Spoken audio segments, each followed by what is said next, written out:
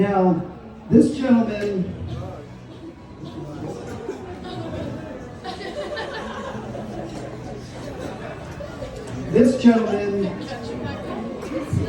is a comedic juggernaut. This guy's been funny from the day he came out of the womb. He's been all over the place. He's headlined some of the biggest comedy clubs around the world. He's at Laugh Factory here in Vegas all the time. He's at Comedy Today down in Los Angeles.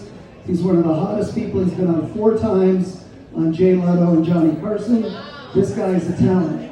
So please give a warm welcome to the comedic stylings of Mr. Brian Ellis.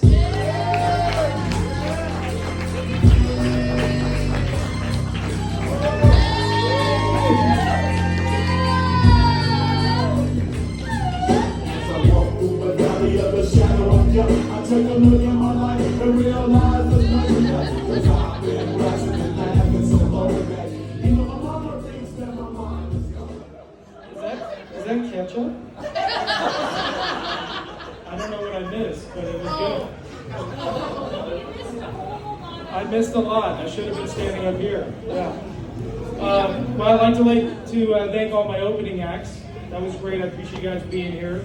And my groupies over here. Appreciate you guys showing up. Thank you. We love you. I know. No, this is really cool, right? We can all be here, see all of our coworkers kind of get up, and thank you, Jim. We can see all of our coworkers get up, and we can see all the things that they're bad at, not just their job, right? Oh, ooh, start with some singers. Here we go. There we go.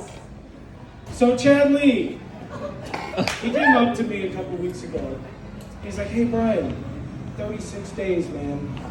36 days. What are you talking about, Chad Lee? No idea. He said, that's when we have the talent show. That's when you're getting up there and you're doing your comedic act. I was like, oh yeah, it's gonna be fun. He's like, okay, cool. Are you gonna roast everybody though? Like, you gonna roast them? Yeah. And I was like, well, I mean, I'm gonna poke some fun at some people, but I gotta work with them on Monday.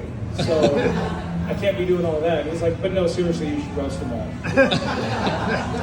So Captain Positivity over there has a list.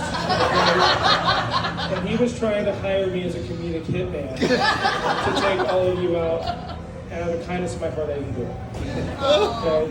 You're welcome. And then, really in the beginning, when I found out about this, I wasn't even sure what I wanted to do. I was talking to Christina, and she's like, well, you can get out there and dance. No.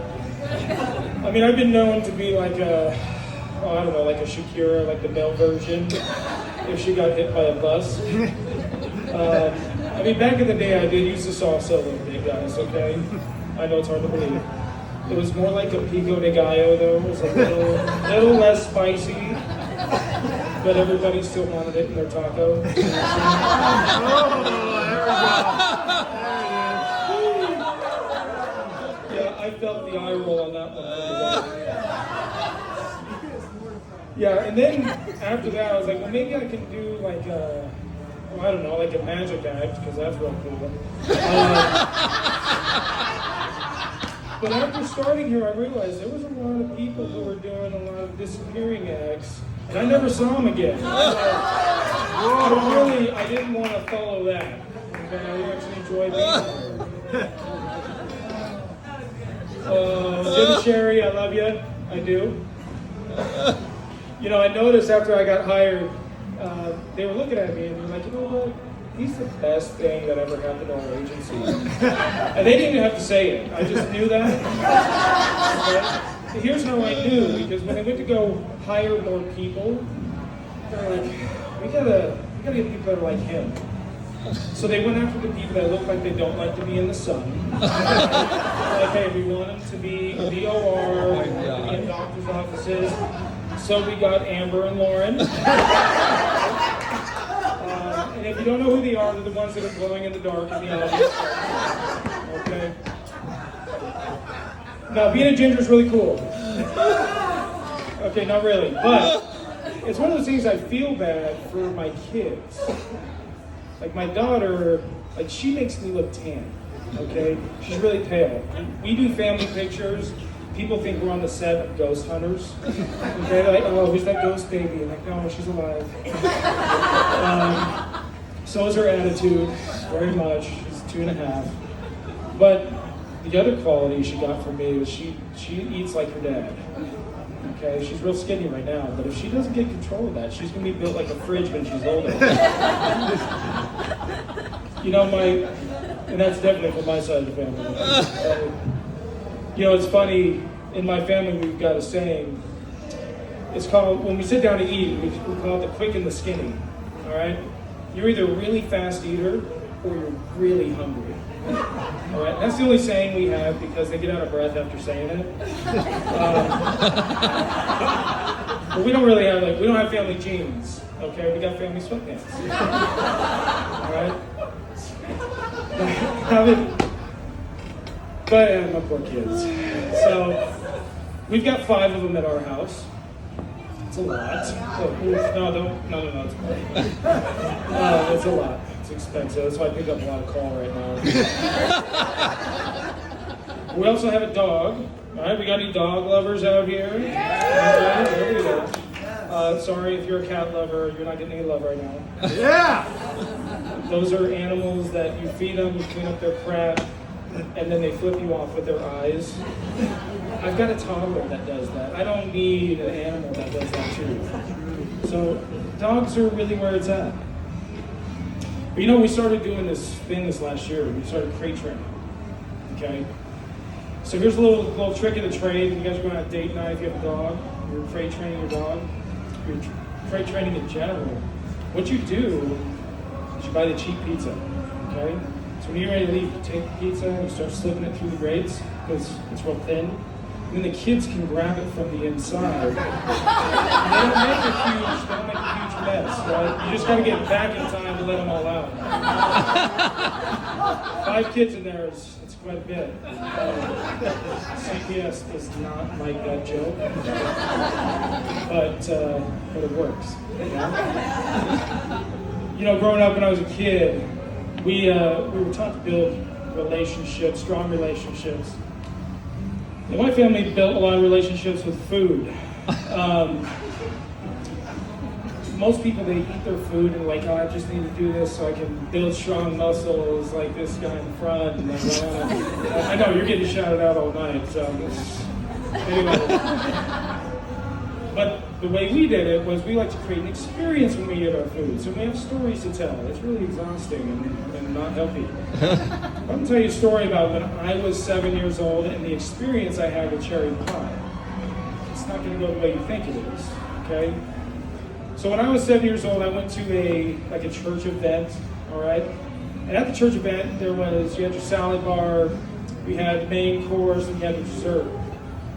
And of course, you skip the salad bar because that's not real food. Go to your main dish, and then you go get your dessert. So I got my dessert. It was cherry pie. You know when you're like eating something and you're like in total bliss, and there's nothing happening around you? That was me at 7 years old. Probably looked like the person that was enjoying it way too much. Okay? So I was sitting there just enjoying my cherry pie, forgetting everybody else, until I got ripped out of it. Okay, I got ripped out of my bliss. I got hemmed up by a little girl. Okay? When I say hemmed up, she grabbed me by my shirt and started screaming in my face. Now, a little backstory on her. This was little Annie. Little Annie, well, she was special needs, okay? Hold on.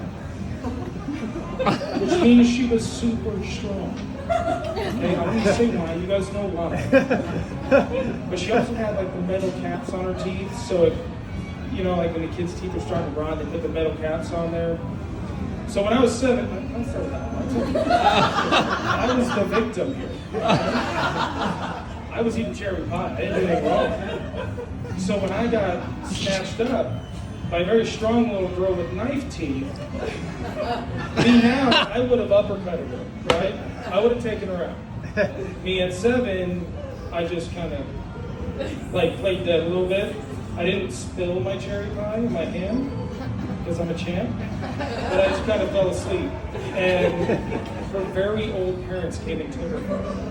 Right? They went and snatched her up and they took her out. I never saw her again. I don't know what happened to Annie. She's usually a sweetheart, but she's having a bad night. But then I went to go take a bite of my cherry pie after. It didn't taste the same, right? Because unfortunately, it's an experience. So now I'm upset. I'm an upset 7-year-old, doesn't like cherry anymore. So I go to my parents, and you know when kids get real upset, and they kind of do that type thing, you know, and they start getting real upset. So I go to my parents, and I was like, if she's not socialized, like, why don't they crate train her? Anyway, thanks guys. This is Yes, try that.